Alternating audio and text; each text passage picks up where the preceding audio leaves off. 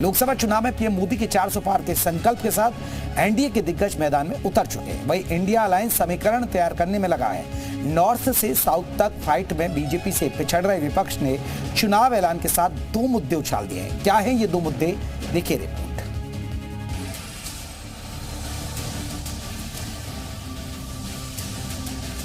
पिछले चुनाव की तरह इस बार भी ईवीएम विपक्ष के निशाने पर है। विपक्ष का कहना है कि ईवीएम को लेकर देश भर में एक परसेप्शन है और इसकी विश्वसनीयता पर लगातार सवाल उठते रहे हैं। इस देश की जनता ईवीएम और वीवीपैट को लेकर चिंतित है। हालांकि विपक्ष के ईवीएम पर सवाल उठाने से पहले ही आयोग ने चुनाव ऐलान के साथ ही शंका दूर करने की कोशिश की। अधूरी हसरतों का इल्जाम हर बार हम पर लगाना ठीक नहीं। ये ईवीएम कह रही है, मैं नहीं कह रहा हूं। अधूरी हसरतों का इल्जाम हर बार हम पे लगाना ठीक नहीं। वफा खुद से नहीं होती, खता ईवीएम की कहते हो। और बाद में गोया जब परिणाम आता है तो उस पे कायम भी नहीं रहते। चुनाव आयोग के मुताबिक ईवीएम 100% सुरक्षित है, लेकिन विपक्ष खामी निकालने में तुला है।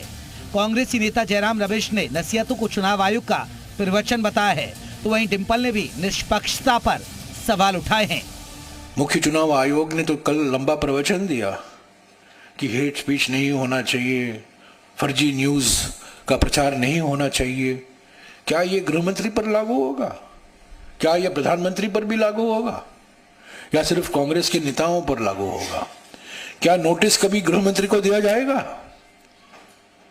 क्या नोटिस कभी प्रधानमंत्री को दिया जाएगा जब वो झूठ बोलते हैं? तो लोगों के अगर मन में कोई शंका है तो मैं समझती हूँ सभी देश, दुनिया के जितने भी देश हैं, सभी बैलेट पेपर के माध्यम से ही चुनाव करते हैं। चाहे वो अंडर डेवलप्ड कंट्रीज हो, चाहे वो पाकिस्तान हो, चाहे वो बांग्लादेश हो, चाहे वो चाइना, सब बैलेट पेपर के माध्यम से ही चुनाव हो रहे हैं। तो खाली भारत ही एक ऐसा देश की वजह जहाँ पे अभी भी ईवीएम का प्रयोग हो रहा है। जब लोगों के मन में मंशाएं हैं तो मैं समझती हूँ सरकार को और सभी मशीनरीज को इस मंशाओं को दूर करके बैलेट पेपर से चुनाव। विपक्ष ने ईवीएम और आयोग की निष्पक्षता पर ही नहीं, चुनाव को 7 चरणों में करने पर भी सवाल उठाए। कांग्रेस अध्यक्ष खड़गे ने कहा कि 7 चरणों का मतलब है कि लगभग सभी विकास कार्य रुक जाएंगे और लगभग 70 से 80 दिनों तक रुकने का मतलब है कि आप कल्पना कर सकते हैं कि देश कैसे प्रगति करेगा। वहीं मायावती ने कहा कि अगर चुनाव 3 या 4 चरणों में होता तो इससे समय और संसाधन दोनों की बचत के साथ ही चुनावी खर्च कम करना संभव होता। ब्यूरो रिपोर्ट, जी मीडिया।